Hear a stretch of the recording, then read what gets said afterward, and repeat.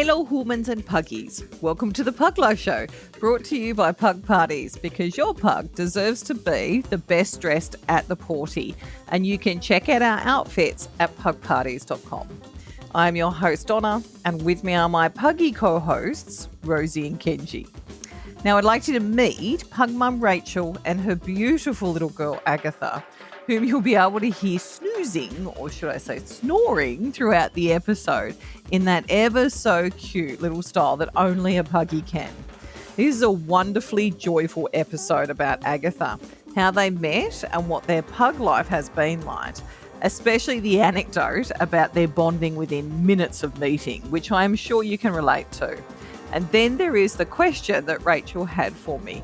What is wrong with my pug? Which we will all get to the bottom of in this episode. But before we zoom in, I want to remind you to subscribe to our newsletter in the show notes so you get advance notice of our next episode and much, much more. Hello, Rachel and Agatha. How are you? We're very well, thank you. She's actually asleep. You can possibly hear her snoring under my feet. I can hear the gentle resonance of puggy snores. And how is she? She's good. She's great. She's nothing's wrong with her, which is nice. Because I am, as declared by my mother, a pet hypochondriac.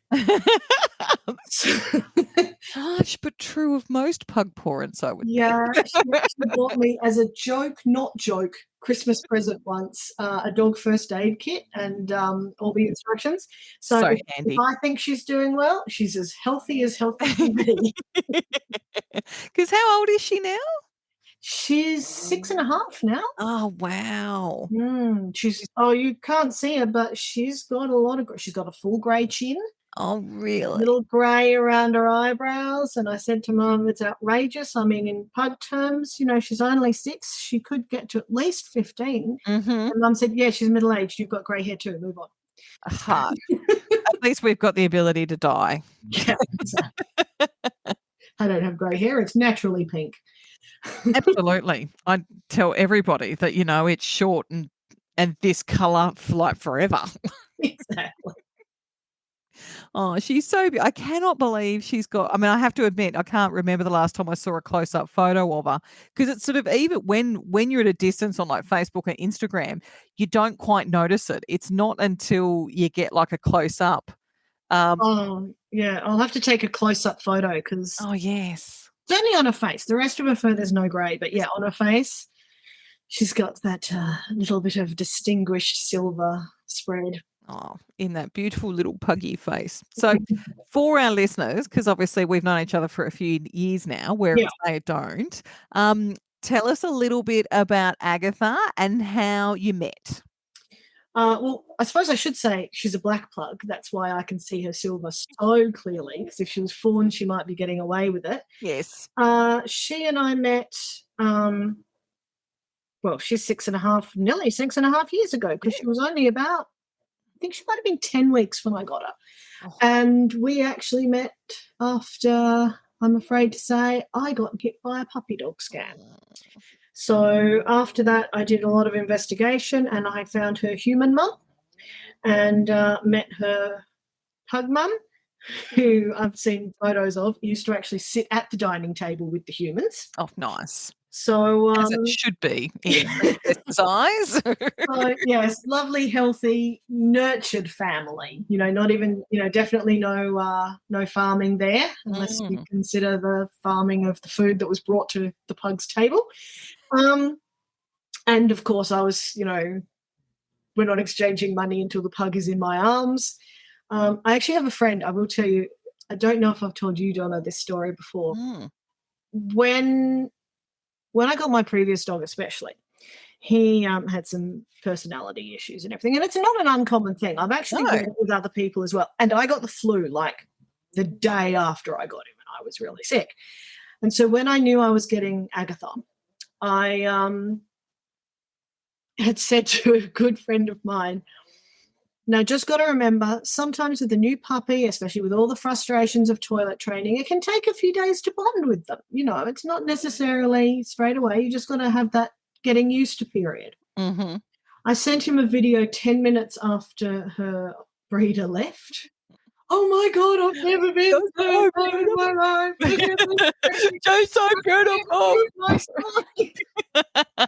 Completely And he understand. never in 6.5 years let me live that down. He will still to this day, when I'm saying something about how clever she is, say, it's a pity it's taking you so long to form that little dog. So does he have a recording of this that you can Yeah. share? Yeah, he does. He kept the recording just so that he can continue to laugh at me for Embarrassed. the rest of my life. Well, Yes, exactly. on days when you're having a rough patch, it's a good way to put a smile on your face. And then only a few weeks after I got her, we got a rescue cat called Daphne. Mm. And oh my God, the two of them hit it off the second the cat hit the floor. Thank God. They because you have that anxiety. The second she hit the floor, she bonded with the dog before she bonded with me, and they were just fast friends. Now they're more like normal siblings. They'll sit and have a cuddle, they'll have a play, they'll hate each other for half an hour and not want to talk to each other, but they're still good, affectionate siblings. And it's been, the only thing is the cat is smart and has taught her many things. So now when she plays by cat rules. Oh, God. So, you see, and of course, if you go to play group, you see this, all the little doggy social etiquettes, like especially the play bow to introduce play. Well, she doesn't know about the play bow. She understands cat introduction to play, which is get your paw and start swatting the other person in there. Kenji does that too. It's like, come on, just start running. I'll chase you. It'll be fine. And I'm like, oh my God, she thinks she's a cat. It's so But now I know where Kenji gets it from. Yeah, that's what he's been hanging around too many cats. That's clearly what it is. Yes. Not in my house, obviously, the previous one. However, she did also finally teach the puppy how to use the dog door, which was something we were really struggling with. She's like, you get your paw like this and then your nose, and it's really easy, and you can't wee in the house. It's disgusting. You're grossing me out. Well, maybe I need to get a cat because we obviously have to do treats. You can, if you come through the plastic flappy thing, you'll get a chalk drop. Yes, we were doing the treat training, and it does take a long time. Cat was, pretty quick at it. Well, I really hope, because someone had said to me, once you've already got one trained, when you introduce another one into the house, they'll just follow suit. Wrong. Just either that, or I just have the most stubborn pugs in history, because no, we have to every time, and admittedly we obviously get a foster in every couple of months at the moment. We've Roxy's been with us for a little while now, which has been lovely. But yeah, sort of, it just felt like Groundhog Day to be like, I just get them to the point where they're using the puppy door and they're following all the rules, and then somebody adopts them from me, like takes them away from me and goes and lives there puggily ever after. And I'm like, I should be happy. Good. I know. Actually, I have to admit, our last foster, Maya, who was before Roxy, she just recently got adopted, and she got adopted with another rescue that was up for adoption at the time, and it was so nice to see the photos. Like, even her little face, you could just see it was like, oh my God, I've got my new family. It was just wonderful to see, and she was such a lovely little pug. It's funny how they seem to know this is forever now. I know, and it just breaks my heart because I keep thinking to myself, I just adopt all of you, but Andrew said that I'm not allowed to. Some people, I tell you. I know. I'm not allowed to have 10 pugs and to keep fostering. It's one or the other. I'm like, it's just not fair. It's a hard choice. I know, it is. So I'm just like, fine, if I want to keep fostering, I'll be happy with Rosie and Kenji, and I'll just cry when every one of our fosters leaves us. Every time. Yeah, I couldn't do it. I'd cry. I have to admit, dare I say, I don't even know if easy is the right word. I think it's just, you now just know that your heart's going to be broken. And so you ride that heartbreak for the couple of weeks, and then kind of like you go, it's okay. I know they've gone to another loving family. It's all right. And then literally it's almost like the universe just tells the rescue, oh, it's time for Donna to have another foster to take her mind off having lost her last one. We'll just give her another one to take care of. And then I sort of, yes. So we'll see how we go. As I said, Roxy's our fourth since we've started. So, and I honestly didn't think we'd have that many, but it's I think it's one of those things where it was just like these short little stays. I feel like the halfway house of pugs. They've been through their big surgeries, and they've been through rehab, and then they're coming to us for like their post rehab care and preparation for going out into the world. And so I'm like, it's like Donna's pug half house, pug half house, halfway house, but halfway house for pugs. Yes, thankfully they all like choc drops. I've yet to have one that's turned their nose up. So otherwise they'd be like, oh my God, I've got to go out and find out another treat that like a dog, that pug likes. Yeah, well, with Agatha, it's, in fact, thankfully she doesn't, I'm not going to say the T word, but thankfully she doesn't know the name of the actual object of delight. Yes. Which I actually can't remember the real name of them. We call them bug biscuits. They're yes, I remember you posted this. Dog cookies made out of some kind of cricket powder, but basically made out of ground up crickets. She goes nuts.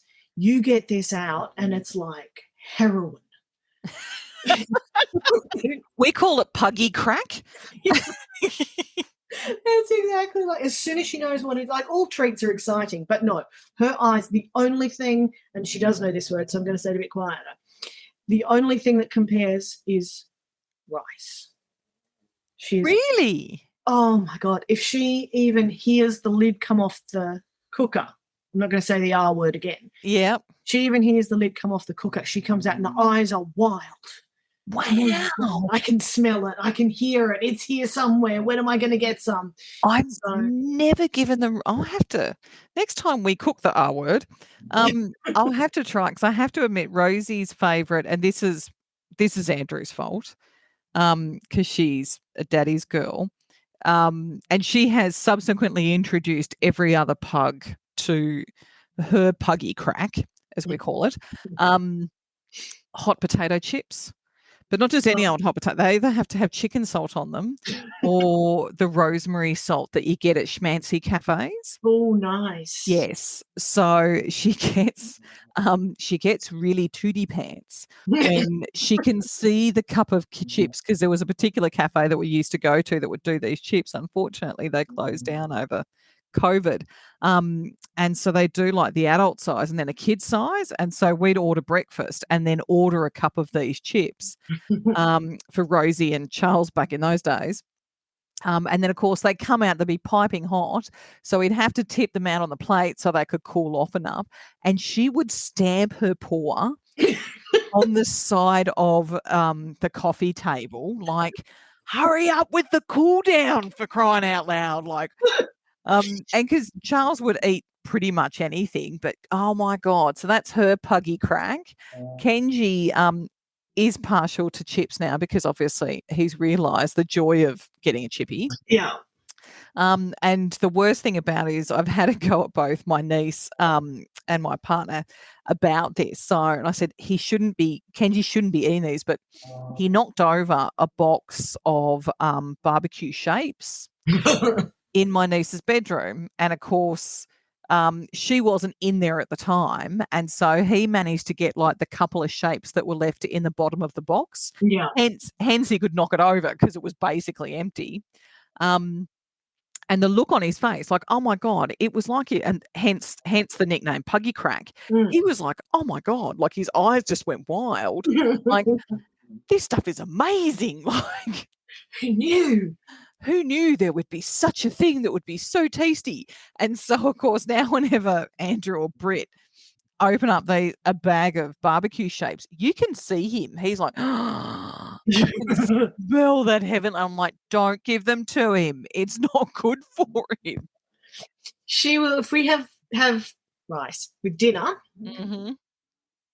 I'll usually give her a little bit in a bowl after we've eaten. Not until after we've eaten. Yep. But if we're then caught up, like we're having a long chat or, eating in front of the TV and watching a show or something, she, as soon as she knows we're finished eating, will stand in that kitchen, and I wish I had a photo, do that thing of, because the kitchen faces into the lounge room, dining room, go to where her bowl is and just keep leaning out of the door and staring at me like, there's still nothing in my bowl. I'm looking at it right here, and do you know what? There's still nothing in it. Human. So I finally agree to get up and go and give her a portion. And then she just, like, when they're that excited and they eat really fast, well, I don't know, this could be just a her thing, because there's yes, a pug thing that turned out to be a her thing. And literally the eating goes, nom, nom, nom, nom, nom. Yes, Rosie makes exactly the same sound. Like, I've recorded it because I'm like, no one will believe me when I say that the way she eats, scoffs, is literally sounds like num, num, num, num, num. Yes, literally. Like, you think that's made up for cartoons, but no, it's literally num, num, num, num, num, num. If it's good, Oh, yeah. No. Pugs, it's usually good. Yeah. Completely there with you. I am, because I have to admit, I used to think to myself, God, are you seriously? Are you my pug?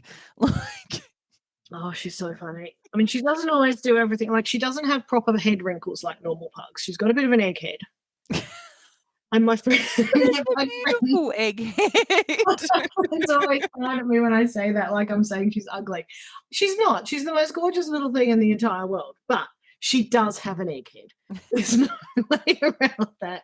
Yep. She's got a nose wrinkle, but she's got no forehead wrinkles. Little egghead. Yeah, I'm talking about you. And right. As she gets older, she'll grow in. She's grown into her wrinkles. Maybe she has. I will say, though, I got the best compliment day before yesterday because I took her to the groomers. We've all taken our puggies to the groomers. Yes. And one of the main reasons I take her to the groomers is because clipping her claws is a pain. Oh, my God. Same thing. They go to the groomers. I just won't do it. And I had forgotten that we were going away and that it was kind of urgent and that I didn't have any free days left. So the day before, I rang the groomers and I said, look, I know this is really last minute and I'm so sorry. And I always make sure that I don't just say my dog. I say, is there any chance you could fit my pug Agatha in tomorrow? And I get the immediate reaction, oh, Agatha, oh, we love Agatha. That's not fair. You're pulling at my heartstrings. I'm like, oh, it's just a splash and dash in her claws. All right, fine. She can come at 10:30. That's fine. Oh, lovely. We make room for Agatha. But the biggest compliment was when I went to pick her up, because I know she behaves.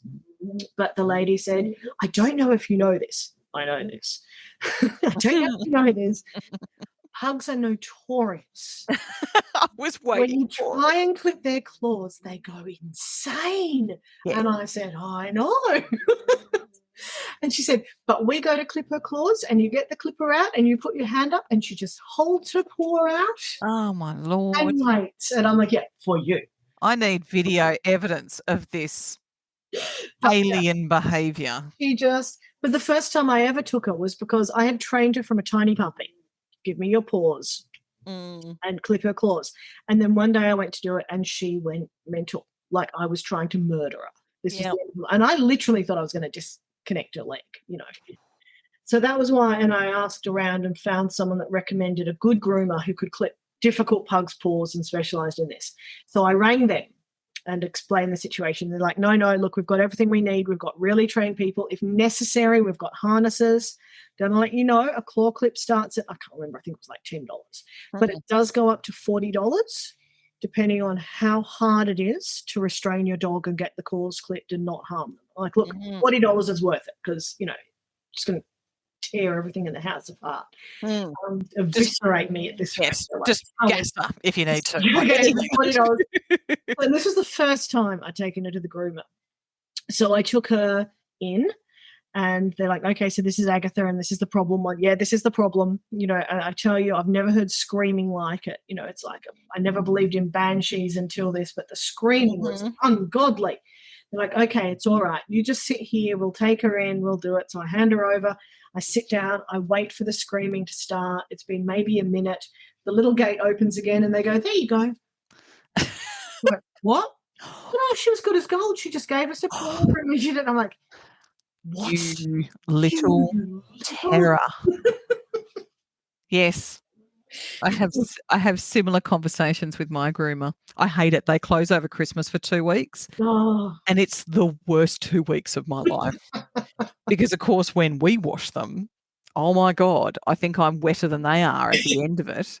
But yeah, when we go into the groomers, it's just like, oh, look, it's Auntie Bree. And off they run into Auntie Bree's waiting arms, even though I yeah. have to admit this morning when they went in, we took them in. They've got like a little separate area where you take their harnesses off and you hang them up, and then they go into the actual grooming part. But you can see it, and of course, for whatever reason, my pugs are known for just basically hanging out in the drying cage all day long. Doesn't matter who else needs to actually go into the drying cage. That's where my lot end up. And similarly to the R word story. Yeah. Rosie just walked straight through and then sits. And the worst thing was I was trying to film her, but she'd already finished stamping a paw by the time I'd gotten my phone out to record it. And she'd walked around to the cage and was standing there and stamping her paw like, hurry up, Auntie Bree. This is my room. Yes, My my room warm, is not heated room. ready for me. And I'm like, is this a hotel? Like, and they just happily, oh, I'm sorry, Rosie. And I'm just like, you treat her too well. It's just unbelievable what these pugs get away with. Just unbelievable. So having said that, you've said that she's a bit of a devil, but she's also your baby. So how would you describe her personality? I would say she's a little manipulator. She is a bossy britches, that's for sure. She's very bossy. I have, in fact, sent her off by herself in the past to go spend a day with other grumbles and learn how other dogs live. Learn that you are not the king of the castle or the queen of the palace. And that usually lasts a couple of days. But having said that, but yeah, she really, really is bossy.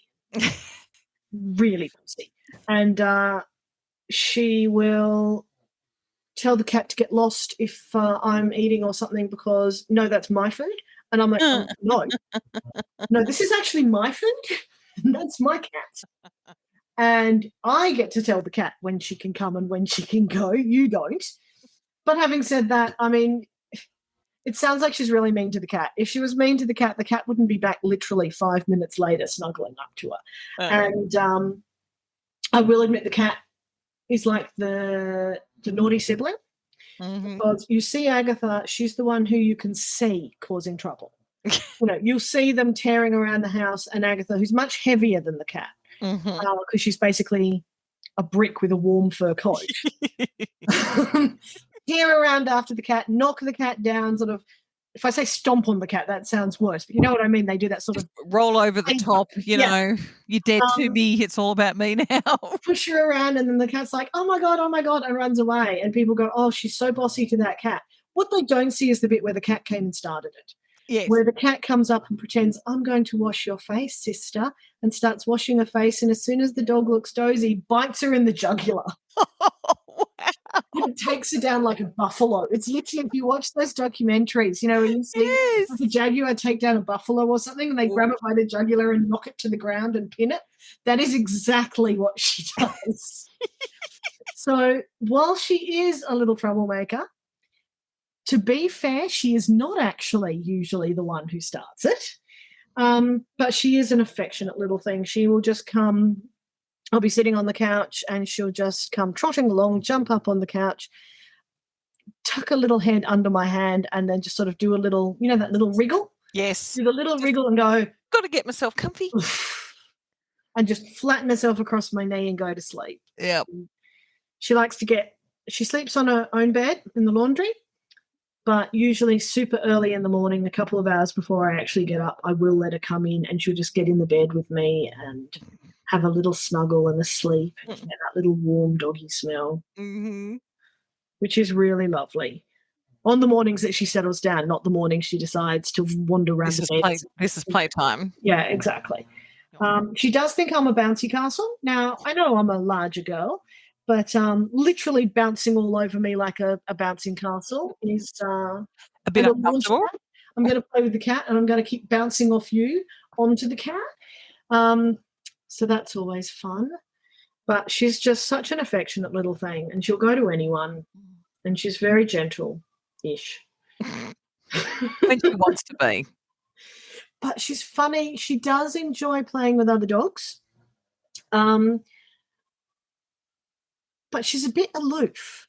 Like, she'll get in, she'll have a bit of a play, and then you'll be like, "Where's Agatha?" "Oh, she's just gone off somewhere by herself to see what's interesting." And yeah, she's just Bit of time out. a bit of own time on her own, and so she can be a little bit aloof. I think she's a bit. Can I say upper self? She's a bit upper self. No, she's independent. She's a single girl. She knows what she wants. And she makes that noise. I'm sure you've heard the noise. You can't hear it at the moment because all you can hear is snoring. I'm sure I've told you about it before. Her yum-da noise, which is also her interested noise. And I thought this was a pug thing until you go to enough pug groups and spend time with other pugs and realize, no, it's an Agatha thing. And people have laughed and gone, "Oh, I know Agatha's here. I can hear her doing that Agatha squeak." And I call it the yum-da because it gets higher and closer together the closer she gets to something interesting. So if she's just exploring, you get this little noise that goes like,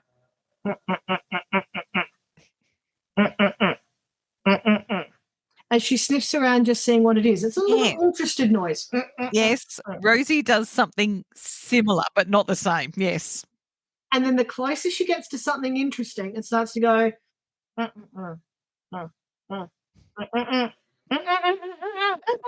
then chomp. And then he said, nom, nom, nom. Like, what? It's just incredible, the noises that come out of them at times. Oh, they're so funny. But I always think of her as kind of stupid clever because I'm always saying she's an idiot because she's an idiot. She'll run into traffic. You can't have her off. Oh, God, no. Directly under the wheels of a car and did when kills you. Yes. She will run off with a complete stranger. She cannot be trusted with anything like that, but she's canny. Like, you've normally got your dog phrases when you're training, sensible, proper dog training phrases like sit, stay, down. I accidentally taught her, "Can I have that?" Because as an actual training tool, "Can I have that, please?" Because of the number of times I'd get frustrated because she'd pick up some random, dangerous, poisonous thing that I had to get out of her mouth. And it's, "Can I have that, please?"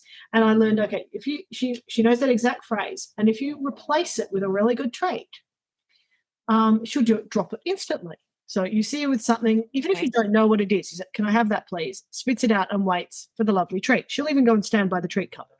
Even better. Trouble with that is, she learned, if I'm eating something dangerous and my mum says, "Can I have that, please?" I get a treat. Let's explore the entire house and yard and see how many bits of wood, rusty nails, random pieces of plastic I can find to get a treat in exchange for dropping the dangerous thing that I just spent half an hour hunting for.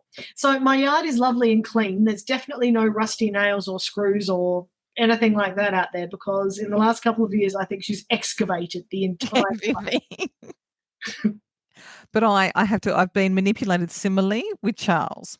So obviously when him and his brother come to first live with us and they'd had no training, no toilet training, nothing.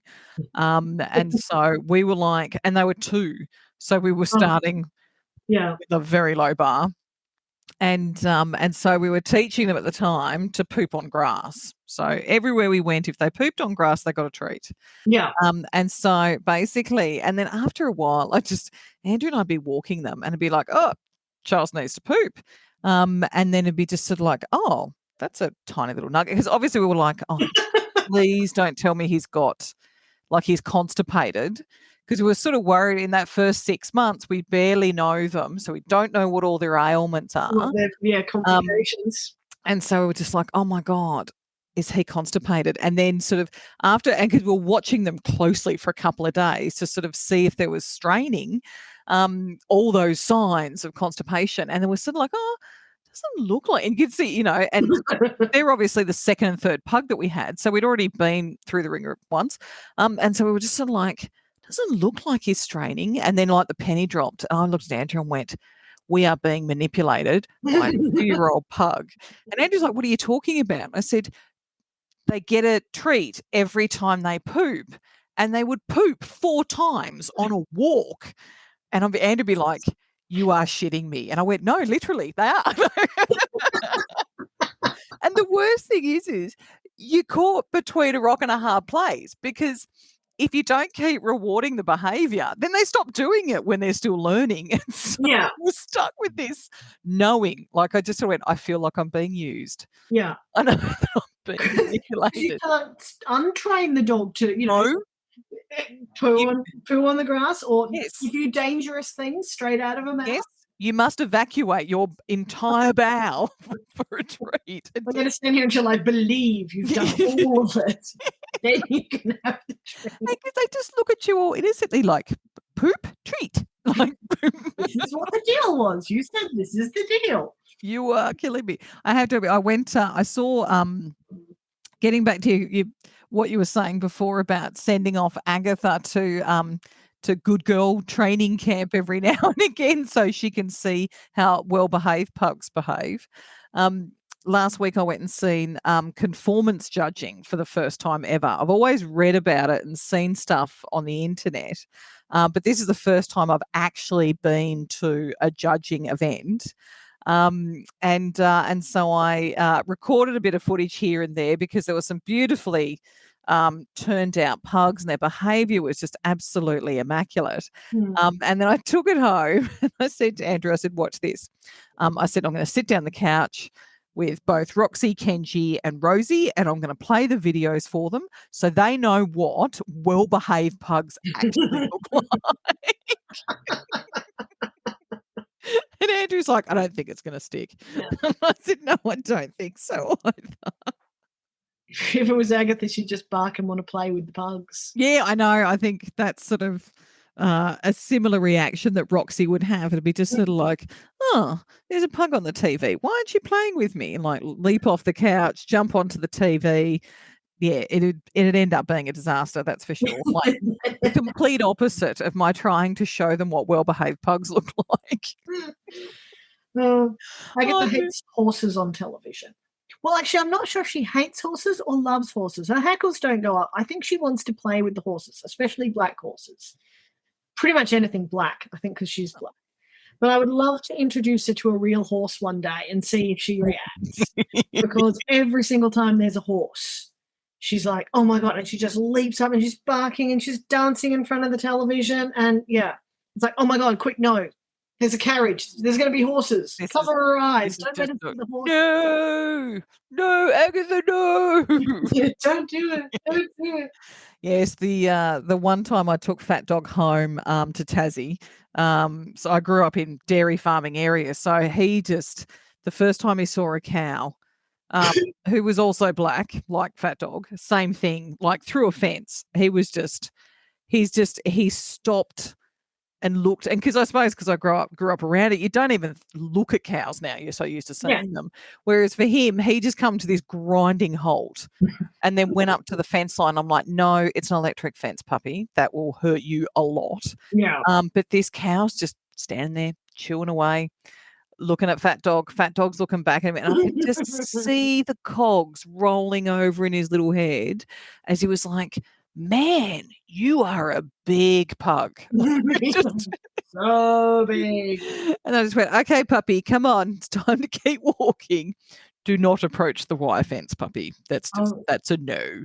I'm looking forward to, we're taking Agatha on her first holiday next week. Wow, this is so exciting. Yes, I've already packed most of a bag. Obviously, I can't pack all of it because, but I've packed a lot of a bag and her food and some bowls and everything else. But one of the things I'm looking forward to is it's on a really lovely property, and at dawn and dusk, they have a flock of peacocks and a herd of deer. Oh, wow. Obviously not into the fenced area we're in, but I am so looking forward to seeing what her reaction to a herd of deer is going to be. Oh, I want the peacocks. Oh, I definitely want the just Just remember. Oh no, she's never seen a peacock.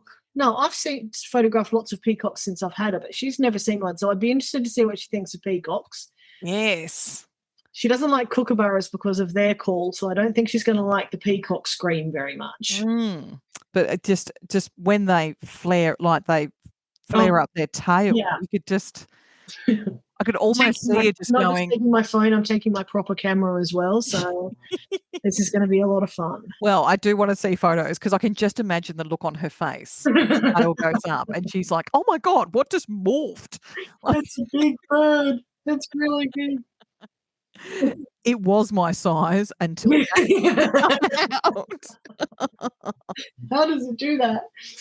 Oh, so what's the one thing that's uniquely Agatha? I mean, we've talked about her little grunts and groans. And I have to admit, I don't think I've ever met anyone whose pug likes rice. I'm so going to try that. Yeah, she actually has that for her birthday. When I want to make a little fuss for her birthday, instead of a cake, I make a little tiny like bowl of rice, domed rice. Like you use a little teacup or something to make a dome, and then I get yogurt. And if I want it to look fancy, you put a tiny bit of beetroot juice in the yogurt to make it pink, and then smother the rice in that, and that sends her to heaven. Although someone did actually think I gave her an iced cake, and I'm like, no, it's rice and yogurt. I wouldn't actually give her a human cake covered in icing. But she absolutely loves that. But I'm thinking, what apart from her weird little grunts and groans is uniquely Agatha, apart from she's just such a little sleepy nugget, really. I think she just is such a little sleepy nugget. She's just so agreeable. You know, I mean, I suppose I think because she's my first actual pug, you sort of just think about pugs as being so agreeable. They'll just go along with whatever you want to do until you start meeting other pugs and going, no, actually, they're not all that agreeable. Some are. All of them will just do whatever you want. No, not all of them will just go along and be really happy, but she's just really easygoing. I think that's such a valuable thing because I did have before her, I don't think I'd call him a reactive dog because that makes it sound like he was on the attack, but a very anxious dog. And a lot of things scared him and worried him, and he'd be very much on edge. And like, you know, if you moved, he was alert, awake. And she's the absolute opposite of that. So laid back. And you sort of go to stand up, and far from being like, oh my God, what are you doing? She just rolls over and cocks a leg in the air like, if you are getting up, you may scratch my belly. Can I? Thanks. That's really kind. Yes. I wasn't planning on stopping for you, but okay. Yeah, no, sure, that's fine. I'm good with that. But no, she's just such an easygoing little thing and just so super friendly with everyone. She loves little girls. She particularly loves little girls because I think when she was a tiny puppy, one of the first non-house members, you know, she met. We went down to see my brother and his kids. And my little nephew Darcy is the most sweet little boy, but he's not an animal kid. And was a little bit scared of dogs, even the tiny little fur-covered nugget that she was, fuzzy jelly bean. My little niece, though, who was even tinier at the time, has always adored animals. So she spent the whole time fussing over her and feeding her an entire bag of treats while I wasn't looking. So Agatha learned very quickly, you want fuss, you want food, look for the little girls. Yes.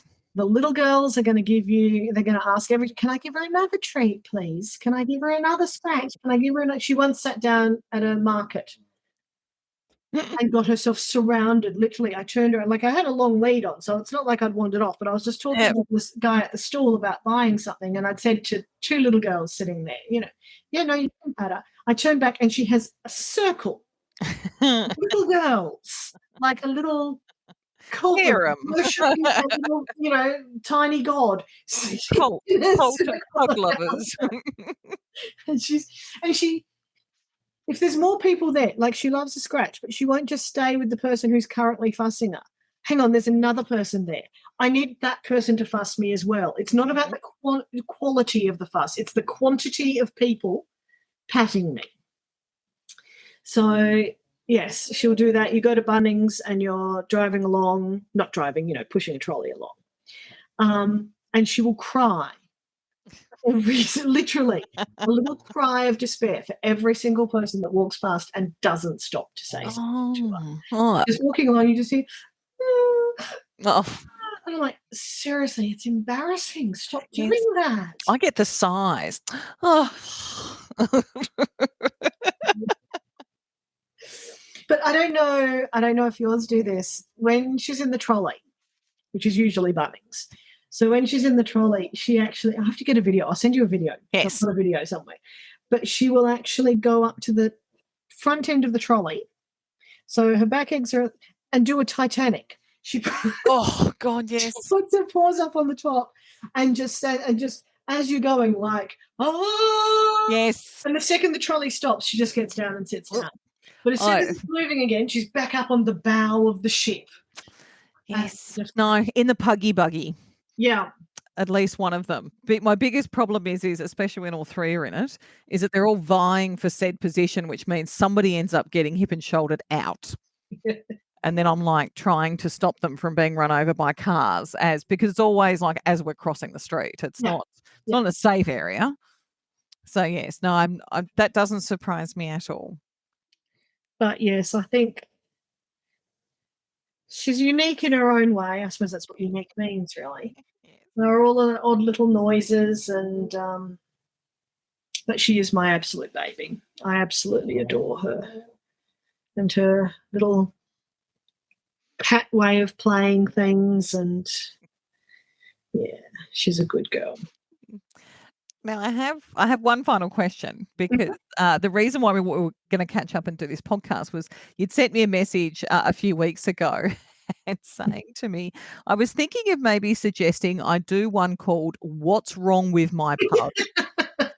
And I desperately want to know what was the trigger for that comment. I think it's just because the number of times I've thought it since I got her. And again, it sounds really horrible. And I was sort of half reluctant because it sounds like I'm going, my pug is inferior. But no, it's, as I said, I am a pet hypochondriac, and my mum teases me for it all the time. She goes, oh my God, there is nothing wrong with the dog. All right, I'm going to choke you to death in a second. But why has my dog got an egghead? My pug did not have she's got the distinctive nose roll and everything. Yep. She did not have the distinctive pug rumpled forehead. She has an egghead. It's shaped just like a little egg. And that's how I've always been able to find her in a party or something. Yes. Because I remember the first time I took her to a pug group, I was really worried. I said to my friend, what if I can't tell which one's mine? And his stupid answer was just bend down and call her, and the pug that runs to you and cuddles you is your pug. And I'm like, seriously? Not a pug. More likely the one that doesn't run to me is going to be my pug. But yeah, so she's got this weird little egghead, and that's what started the whole, what's wrong with my pug? Why does my pug have the wrong kind of wrinkles? And it's funny because it's not, you think it's just you, and then sometimes you're sitting in pug group and you listen to the others and they'll sort of say ever so quietly, why is my pug's tongue twice as big as yours? Yes. Why is my pug's ears go one up and one down? And I was like, it's not just me then who thinks, no, what is wrong with my pug? And she does have these weird things. Like I say, all the other dogs are socializing and she plays like a cat because the cat taught her how to play. So she doesn't know polite doggy bows. She goes up and just starts smacking other pugs in the head, because that's how cats instigate play. And I watch her and I just go, oh my God, what is wrong with my pug? Why doesn't she know how to be a normal pug? Yes.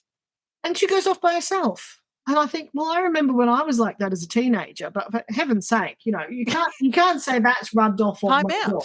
What is wrong with my pug? She wants to go off and read poetry by herself instead of playing with the other dogs. And it's just been one of those ongoing things, and I'll sit there and especially at events and things where there's lots of. Sorry, I know I'm detracted, but this was another. No. I went on. I'm sure lots of us have done it. We went to a dog event, and they had specifically a pug race. Oh, a bunch of pugs. better. And race to the finish line. And again, I've got a video of this because, I'm like, exciting, and who's going to win? And maybe Agatha, but she can be super quick. She had a little dress on. So, yeah, they released the pugs, and I'm at the finish line. The pugs come tearing. The one that was a little foxy cross, of course, was the first to cross the line. All the pugs come running, and I'm like, where's my dog? This little princess in a dress comes sauntering along. You could in your imagination, see the paparazzi flash, cameras flashing away. And she's just looking to the right and to the left, like, hello, my fans. Yes, I'll give you an autograph in a minute. And just sauntering along. And I just looked at her and I'm like, what is wrong with my pug? Why can't you be normal? Why can't you be like the other pugs? Everyone thinks you can't run. You can run. Show them you can run. No, my admirers are watching me in my pretty purple dress. Ladies don't run, mother. We sashay. And that's what she did. She sashayed her way to the finish line like a little model. Yes, and she does a very good job at that. So I do have the hypochondria things of, is that a spot? What's wrong with my pug? Has she got cancer or a pimple or, it's food on her face? Yeah. What's wrong with my pug? Why does my pug like rice and everybody else's pugs like chopped drops? Although I was surprised to find out that not everyone's pugs liked rice, because my previous dog liked rice as well. So I just thought, hey, dogs like rice, until I said it to other people and they're like, my dog doesn't eat rice.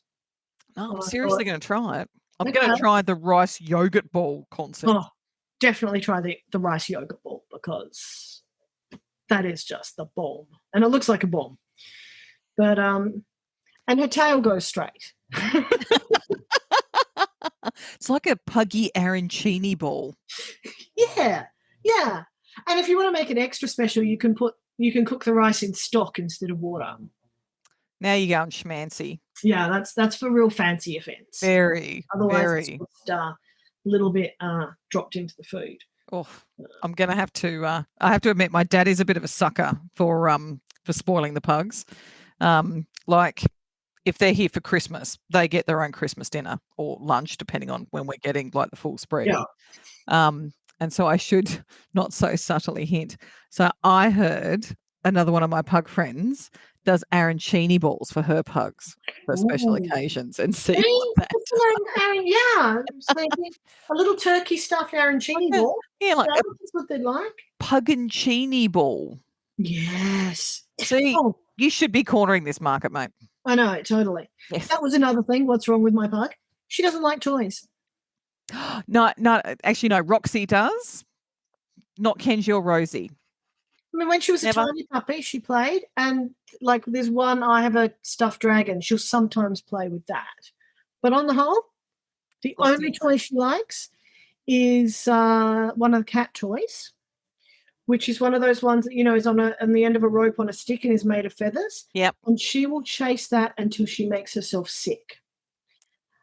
And she will, like, if she knows it's there, she will go on and on, I want to play with it. And I'll get it out because it's good exercise. Give her a bit of run.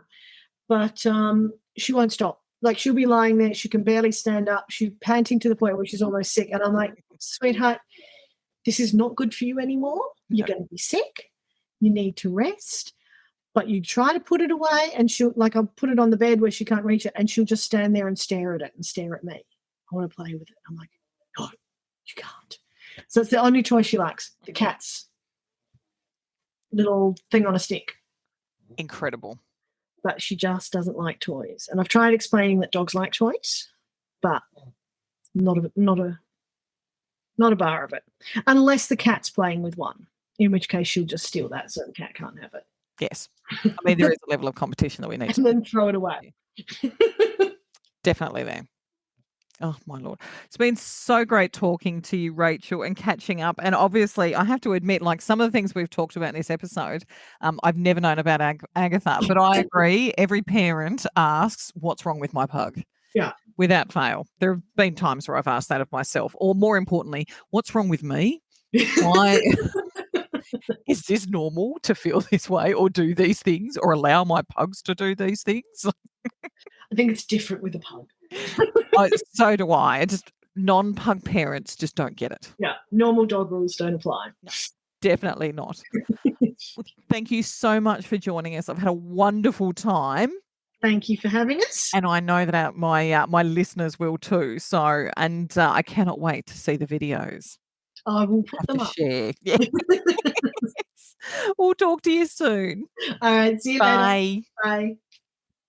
Now, I don't know about you humans, but like Rachel, I too have looked at all of my pugs at some time during their life and thought to myself, what is wrong with my pug? So we'd love for you to share your what is wrong with my pug moment stories, or even a photo of your puggy doing something that has made you question their sanity over in our Facebook group, Living the Pug Life. I am sure you have many instances. And if you liked the episode or you think someone else might enjoy it, please share the episode and leave a review with your favorite podcast host so more pug parents can find us and join in with the fun. It only takes a couple of minutes to give us a 5-star review, and it goes a long way to helping other pug parents find us. So until next time, thank you for joining us. Have a pawsome week, and humans, be generous with the snackies.